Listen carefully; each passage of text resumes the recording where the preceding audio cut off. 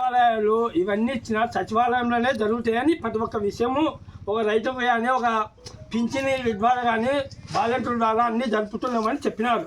కానీ అవైతే ఏం జరగడంలా. వాలంటీర్తో సహా లంచాలు తీసుకోవడము, ఈయన రైతుకు ప్రతి ఒక్క సమస్య తీరుస్తామని చెప్తున్నారు. కానీ ఈయన ఎవరు ఏం తీర్చడంలా రైతుకు. ఈయన లంచాలు తీసుకుంటారు. ఆఫీసులో రెవెన్యూ డిపార్ట్మెంట్లో కూడా ఒకరి పొలం వచ్చేసి ఇంకొకరికి డబ్బులు ఇస్తే ఇంకొకరి పేరు మీద ట్రాన్స్ఫర్ చేయడము, అధికారం ఉందని వాళ్ళు ఏదైనా చేయడము, ఈ విధంగా చేస్తున్నారు. ప్రజలను చాలా చిత్రహింసలు చేస్తున్నారు. రైతులు కూడా దౌర్జన్యం ఎక్కువైంది.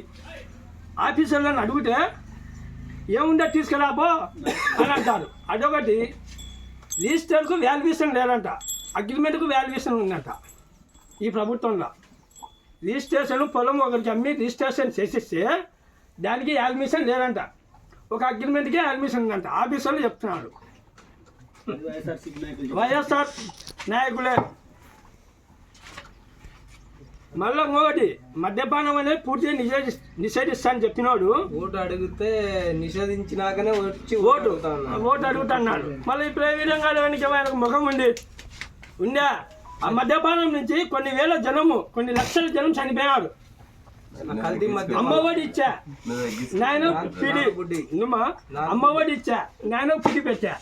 ఏమి ఇచ్చినట్టు? ఏం చేసావు నువ్వు ప్రజలకు?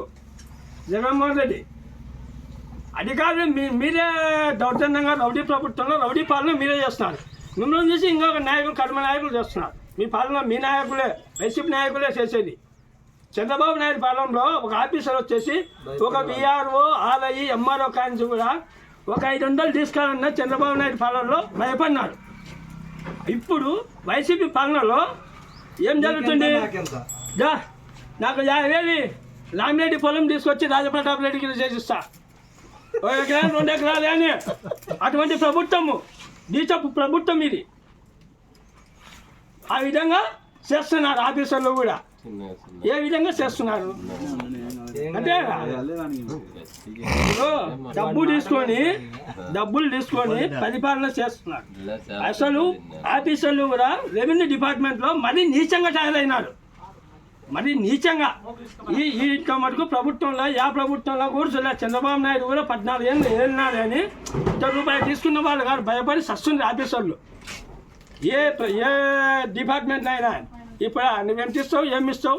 1 లక్ష ఇస్తావు, 2 లక్షలు ఇస్తావు, నీ పేరు మీద ఇంకో పేరు మీద నేను మార్చిస్తాను, నేను చేసిస్తా.